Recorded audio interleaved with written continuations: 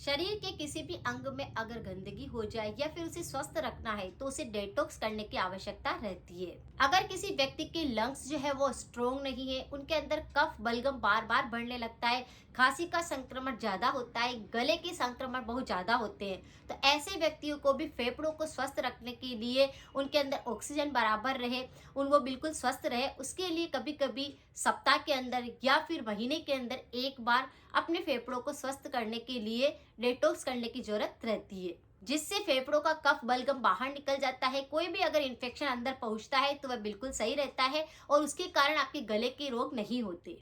अगर आप आपके फेफड़ों को स्वस्थ रखने के लिए कभी कभार अगर डेटॉक्स करते हैं, तो अगर फेफड़ों के अंदर कोई इन्फेक्शन रहता है, घाव हो जाते हैं, एसिडिटी बहुत होती है या फिर फेफड़ों के अंदर पानी भरने लगता है, किसी को बचपन में निमोनिया हो जाता है, एलर्जी बहुत ज्यादा रहती है, तो उससे भी आराम मिलता है। आज जिस रेमेडी को हम करेंगे मात्र एक बार करने से ही आपको काफी आराम लगेगा, यानी कितना ही जमा कफ बलगम या फिर धूम्रपान की वजह से फेफड़ों में कालापन आ गया है, फेफड़ों के अंदर धुआं भर चुका है, तो वह बिल्कुल सही हो जाएगा। लेकिन व्यक्ति इस रेमेडी को सप्ताह के अंदर एक बार जरूर कर सकते हैं या फिर अगर आप चाहें तो महीने के अंदर एक बार जरूर करें।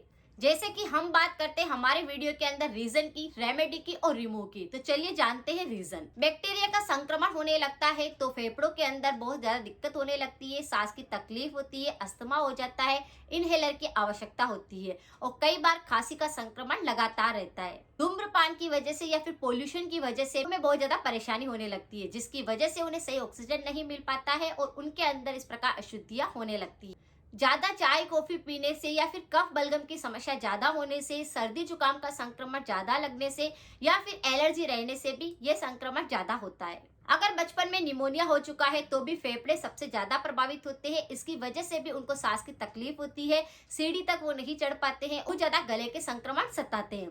आज की रेमेडी अगर कोई भी व्यक्ति करते हैं तो उनके फेफड़ों की एक बार साफ सफाई हो जाती है और इस रेमेडी को आप लगातार 2-3 दिन भी कर सकते हैं। जब भी आपका दिल करता है तब आप इस रेमेडी का प्रयोग कर सकते हैं। फेफड़ों की सफाई के लिए हम यहाँ पर 3 चीजों का प्रयोग करेंगे, यानी अदरक का प्रयोग करेंगे, नींबू का प्रयोग करेंगे और शहद का प्रयोग करेंगे।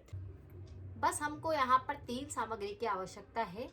हमें यहाँ पर 1-1 चम्मच तीनों सामग्री चाहिए। तो यहाँ पर 1 चम्मच हमने अदरक का रस लिया है, 1 चम्मच हमने नींबू का रस लिया है और 1 चम्मच ही हमने शहद लिया है। तीनों की क्वांटिटी हमें बराबर रखनी है। और जब भी किसी व्यक्ति के फेफड़ों संबंधी कोई भी समस्या होती है और इस मिश्रण को अगर वो लेंगे तो लगातार जो उनको खांसी चलती रहती है, बलगम गिरता रहता है, उससे भी उनको आराम मिलेगा। तो यहाँ पर हमने 1 चम्मच शहद के अंदर सबको मिक्स कर देना है। तो यहाँ पर सबसे पहले हम 1 चम्मच ये अदरक का रस भी इसमें डाल देंगे। इस तरह से इसे अच्छे से मिक्स कर लेना है और इसी में हम नींबू को भी डाल देंगे और फिर इस मिश्रण को सुबह सुबह खाली पेट लेना है। पुराना कफ बलगम जमा हुआ है और फेफड़े बिल्कुल साफ हो जाएंगे इसे लेने से। तो बस ये आपको बना करके सुबह सुबह खाली पेट लेना है। आप सभी जानते हैं कि अदरक, शहद और नींबू तीनों में ही काफी ज्यादा पौष्टिक तत्व होते हैं।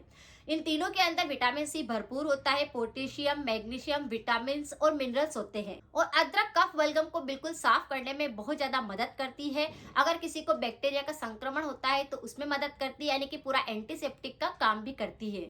शहद इम्यूनिटी को स्ट्रॉन्ग बनाती है। अगर आपको सांस की तकलीफ बहुत ज्यादा होती है, अंदर घाव हो चुके होते हैं या फिर बहुत ज्यादा कफ बलगम भर चुका होता है, पानी भर जाता है, तो शहद उसे सुखाने में मदद करता है। तो यहाँ पर हम तीनों चीजों का प्रयोग करेंगे। इस रेमेडी को आप खाली पेट सुबह सुबह ले सकते हैं, जिससे कि आपको काफी आराम मिलेगा, आपके फेफड़ों की सफाई हो जाएगी, कितना ही कफ और बलगम जमा होगा वो साफ हो जाएगा। इस रेमेडी को आप बच्चों को भी दे सकते हैं। अगर बच्चों को बहुत ज्यादा नजला होता है, बहुत ज्यादा सर्दी जुकाम लगता है, उनको भी अस्थमा की शिकायत है, सांस की तकलीफ है, तो बच्चों को भी ये दे सकते हैं। गले के ऊपर मैंने बहुत सारे वीडियो बना रखे हैं, आप एक बार उन्हें जरूर जाकर देखें और सब्सक्राइब करें और बेल आइकन को जरूर प्रेस करके रखें ताकि आपको नोटिफिकेशन मिल सके। फीडबैक जरूर शेयर करते रहे, कमेंट के द्वारा आप बताते रहे कि आपको कितना फायदा हुआ है।